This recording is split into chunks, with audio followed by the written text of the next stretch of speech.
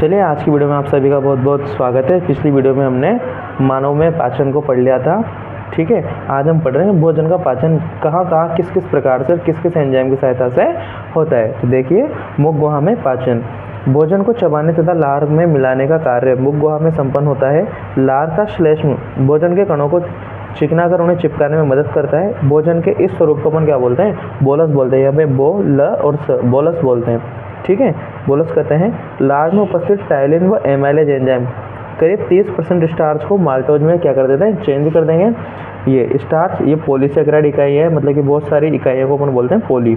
ये टाइलिन और amylase enzyme जो कि हमारे लार में उपस्थित होते हैं, तो इस स्टार्च को टाइलिन एमाइलेज एंजाइम किस में चेंज कर देंगे? माल्टोज में। डाइसेकेराइड मतलब कि डाई का मतलब होता है 2 इकाइयों में इसको क्या कर देंगे? चेंज कर देंगे, तोड़ देंगे क्या।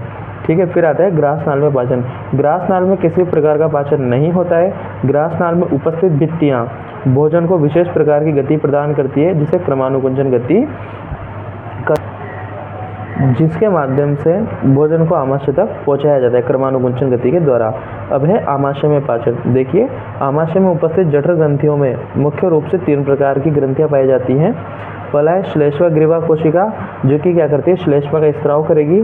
फिर है पेप्टिका मुख्य कोशिका, जो पेप्सिनोजन तथा प्रोनिडिन एंजाइम का स्त्रवण करती है। फिर है ऑक्जेंटिक कोशिका, जो एचसीएल का स्त्राव करती है। आपसे पूछ लिया जाए कि आमाशय में एचसीएल का स्त्राव कौन सी कोशिका करती है, तो ऑक्जेंटिक कोशिकाएं करती हैं क्या। ठीक है, पेप्सिनोजन प्रोनिडिन का पेप्टिका मुख्य कोशिका करेगी और श्लेष्मा का स्त्राव कौन करेगा? श्लेष्मा ग्रीवा कोशिका करेगी क्या। ठीक है, तो प्रो एंजाइम तथा पेप्सिनोजन, ठीक है, ये दोनों एंजाइम प्रो एंजाइम तथा पेप्सिनोजन एंजाइम एचसीएल के संपर्क में आने पर ये दोनों एंजाइम इसके जैसे संपर्क में आने पर सक्रिय एंजाइम पेप्सिन में चेंज हो जाएंगे। ठीक है, प्रोरेनिन एंजाइम तथा पेप्सिनोजन एचसीएल के जैसे संपर्क में आएंगे तो ये एक्टिव होकर किस में चेंज आएंगे? पेप्सिन में परिवर्तित हो जाते हैं, जो आमाशय का प्रोटीन अपघटनी एंजाइम है। क्या है? जो प्रोटीन अपघटनी एंजाइम है। पेप्सिन प्रोटीनों को प्रोटियोज व पेप्टोज में बदल देता है। पेप्सिन क्या करेगा? पेप्सिन प्रोटीनों को प्रोटियोज व पेप्टोज में बदल देता है। नवजात शिशुओं में पेप्सिन के साथ जठर रस में रेनिन नामक एंजाइम पाया जाता है। यह दुग्ध प्रोटीन कैसीन के पाचन में मदद करता है। अब दुग्ध में कौन सी प्रोटीन पाई जाती है? कैसीन प्रोटीन पाई जाती है। कौन सी प्रोटीन पाई जाती है? कैसीन प्रोटीन पाई जाती है, मदद करता है। देखो, प्रोटीन है, पेप्सिन एंजाइम। अभी पेप्सिन क्या होता है? प्रो एंजाइम तथा पेप्सिनोजन एंजाइम जैसे एचसीएल के संपर्क में आएंगे तो एक्टिव एंजाइम पेप्सिन में चेंज हो जाएंगे।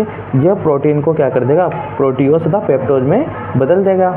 ठीक है, फिर दूध में कौन सी प्रोटीन पाई जाती है? कैसीन प्रोटीन पाई जाती है, जिसको रेनिन नामक एंजाइम कैल्शियम पेराकेसिनेट में चेंज कर देगा। आमाशय में भोजन कुछ घंटों तक क्या रहता है? संग्रहित रहता है तथा पेशीय संकुचन द्वारा जठर रस से मिश्रित होकर कायम का निर्माण करता है। किसका निर्माण करता है? कायम का निर्माण करता है। तो ये था आपके आमाशय में पाचन। अब आ रहा है आपके छोटी आंत में पाचन। तो आमाशय से भोजन छोटी आंत में पहुंचता है। सर्वाधिक पाचन की क्रिया ग्रहणी में होती है। ग्रहणी क्या है? छोटी आंत का पहला वाला भाग है क्या, ग्रहणी में होती है। यह विभिन्न नलिकाओं द्वारा अग्नाशय रस, पित्त लवण तथा आंत रस छोड़े जाते हैं। इसमें क्या होते हैं? अग्नाशय रस छोड़े जाएंगे, पित्त लवण छोड़ा जाएगा, वहाँ आंत रस छोड़े जाएंगे। इन रसों में विभिन्न एंजाइम पाए जाते हैं। क्या होते हैं इनमें? विभिन्न एंजाइम पाए जाते हैं, जो भोजन में उपस्थित पोषक तत्वों को क्या करता है? पाचन करते हैं। विभिन्न पोषक तत्वों का पाचन करते हैं। छोटी आंत में वसा गोलिकाओं के रूप में होती है। छोटी आंत में वसा क्या होती है? गोलिकाओं के रूप में होती है, जिस पर उस एंजाइम का कार्य करना क्या हो जाता है? मुश्किल हो जाता है। तो इस समस्या का समाधान देखना। पित्त रस बड़ी गोलिकाओं को खंडित कर देता है। पित्त रस क्या करता है? बड़ी गोलिकाओं को खंडित कर देगा। इसे वसा का पायसीकरण कहते हैं। अब क्वेश्चन आ जाए, वसा का पायसीकरण किसे कहते हैं? तो पित्त रस बड़ी गोलिकाओं को क्या करते हैं? वसा की बड़ी गोलिकाओं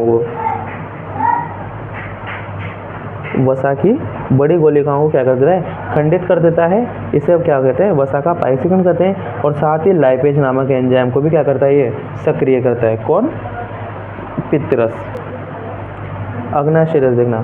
कार्बोहाइड्रेट का मतलब कि स्टार्च का एमाइलेज नामक एंजाइम क्या कर देगा? स्टार्च को माल्टोज में चेंज कर देगा। ठीक है, अब प्रोटीन को ट्रिप्सिन नामक एंजाइम प्रोटीन से किस में बदल देगा? पेप्टाइड में बदल देगा। प्रोटीन काइमोट्रिप्सिन से पेप्टाइड में चेंज हो जाएगा। इस पेप्टाइड को फिर पेप्टाइडेज नामक एंजाइम द्वारा क्या कर दिया जाएगा, अमीनो अम्ल में चेंज कर दिया जाएगा। ये तो था प्रोटीन का पाचन किस प्रकार से हो रहा है, अग्नाशय रस द्वारा। अब है वसा। वसा का लाइपेज नामक एंजाइम के द्वारा क्या कर दिया जाएगा, मोनोग्लिसराइड तथा वसीय अम्ल में इसको चेंज कर दिया जाता है। डीएनए आरएनए को न्यूक्लियोटाइड नामक एंजाइम से न्यूक्लियोटाइड में बदल दिया जाएगा। ये तो था प्रोटीन का पाचन और वसा का पाचन और कार्बोहाइड्रेट का अग्नाशय रस में द्वारा। अब आ रहा है आंतरिक रस देखना। तो आंतरिक रस में कार्बोहाइड्रेट को माल्टोज, ठीक है, माल्टोज को माल्टेज नामक एंजाइम की उपस्थिति में क्या कर दिया जाएगा, ग्लूकोज प्लस ग्लूकोज में चेंज कर दिया जाएगा। देखो लैक्टोज है, लैक्टोज को लैक्टेज नामक एंजाइम द्वारा ग्लूकोज प्लस गैलेक्टोज में तोड़ा जाता है। सुक्रोज को सुक्रेज नामक एंजाइम द्वारा ग्लूकोज प्लस फ्रक्टोज में तोड़ा जाता है, ठीक है। C12H22O11 ये इन सब के फॉर्मूला होते हैं, ठीक है ना। उसके माल्टोज, लैक्टोज, सुक्रोज का यही फॉर्मूला होता है। तो इसके जल की उपस्थिति में क्या कर दिया जाएगा, इन सभी एंजाइमों की सहायता से इनको इसमें तोड़ दिया जाता है। इन सभी के फॉर्मूला भी यही होते हैं, C6H12O6, ठीक है। ग्लूकोज का ले लो, फ्रक्टोज का ले लो, गैलेक्टोज का ले लो, सबके फॉर्मूला यही होते हैं क्या। अब हो रहा है ये आंत्र में चल रहे हैं, आंत्र रस द्वारा किसका पाचन किस में हो रहा है।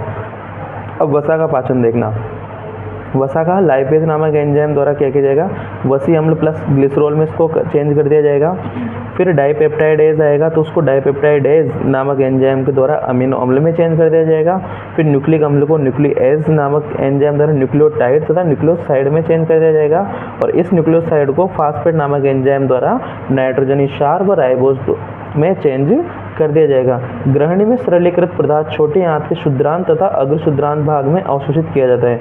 ग्रहणी में जितना भी पदार्थ का पाचन हुआ है, ठीक है, वो छोटी आंत के शुद्रांत तथा अग्र शुद्रांत भाग में अवशोषित किया जाएगा। वहाँ भी अपन ने पढ़ा था कि भाई ग्रहणी में क्या होता है, सर्वाधिक पाचन होता है। वो जितना भी सरलीकृत पदार्थ हुआ है उसको आगे शुद्रांत तथा अग्र शुद्रांत में भाग में क्या कर लिया जाएगा, अवशोषित कर लिया जाएगा।